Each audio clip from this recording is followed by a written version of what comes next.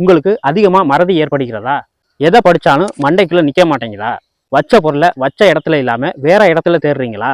அப்படின்னா நீங்கள் கவலைப்பட தேவையில்லை. இந்த படத்தில் இருப்பதுதான் கோரை புற்கள். இந்த புற்களில் உள்ள கிழங்குக்கு பேர் தான் கோரைக்கிழங்கு எனப்படுகிறது. இந்த கோரைக்கிழங்கை தேவையான அளவிற்கு பறித்து எடுத்து நல்லா மண் இல்லாமல் சுத்தம் பண்ணி எடுத்துக்கிறங்க. அப்படி எடுத்த பிறகு நல்லா வெயிலில் காய வச்சு இடித்து ஒரு பருத்தி துணியில் சலிச்சு எடுத்துக்கிறங்க.